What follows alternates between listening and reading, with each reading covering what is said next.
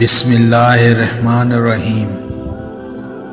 ایک رات سلطان محمود غزنوی کو کافی کوششوں کے بعد بھی جب نیند نہیں آئی تو اپنے غلاموں سے کہنے لگے، لگتا ہے کسی مظلوم پر آج کوئی ظلم ہوا ہے، تم لوگ گلیوں میں پھیل جاؤ اور اگر کوئی فریادی نظر آئے تو اسے میرے پاس لے آؤ۔ تھوڑی دیر بعد وہ سب واپس آ کر کہنے لگے، سلطان ہمیں کوئی بھی فریادی نہیں ملا، آپ آرام سے سو جائیں۔ سلطان کو جب پھر بھی نیند نہیں آئی تو وہ کپڑے بدل کر خود محل سے باہر نکلا۔ محل کے پچھواڑے میں حرم سرا کے نزدیک انہیں کسی کی فریاد سنائی دی، اے اللہ تعالیٰ، سلطان محمود اپنے مصاحبوں کے ساتھ محل میں عیش و عشرت کی زندگی گزار رہا ہے اور محل کے عقب میں مجھ پر یہ ظلم تھوڑا جاری ہو رہا ہے۔ سلطان نے کہا، کیا بات کر رہی ہو؟ میں محمود ہوں اور تمہاری فریاد رسی کے لیے آیا ہوں، مجھے بتاؤ کیا ظلم ہوا ہے تمہارے ساتھ؟ آپ کے خواص میں سے ایک شخص جس کا نام میں نہیں جانتا ہر رات میرے گھر آتا ہے اور میری بیوی پر ظلم اور تشدد کرتا ہے، اس وقت وہ کہاں ہے؟ شاید اب چلا گیا ہو، دوبارہ جب وہ آئے تو فوراً آ کر مجھے اطلاع کر دو۔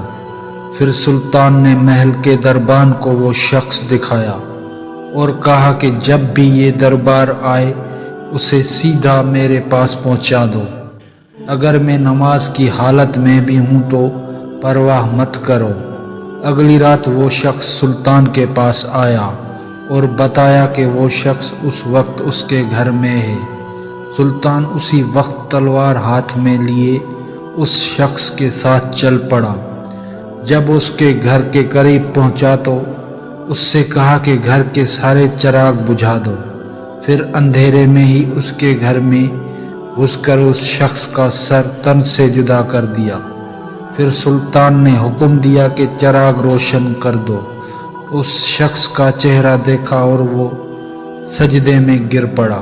پھر گھر کے مالک سے کہا، اگر کچھ کھانے کو ہو تو لے آؤ، مجھے بہت سخت بھوک لگی ہے۔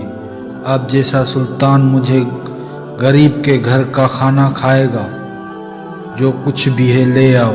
وہ شخص ایک سوکھی روٹی اٹھا لایا جسے سلطان نے بڑی رغبت سے کھایا۔ وہ شخص سلطان سے پوچھنے لگا کہ چراغوں کو بجھانا، سجدہ کرنا اور روٹی طلب کرنے کے پیچھے آخر کیا وجہ ہے، کیا ماجرا ہے؟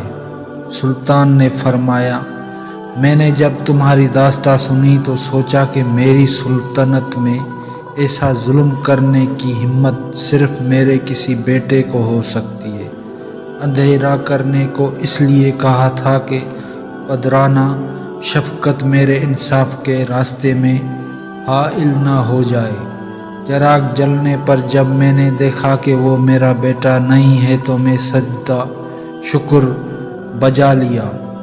کھانا اس لیے مانگا کہ جب سے مجھے تمہاری مصیبت کا علم ہوا میں نے اللہ کے سامنے قسم کھائی تھی کہ جب تک تمہیں انصاف نہیں مل جاتا میرے اوپر روٹی حرام ہے۔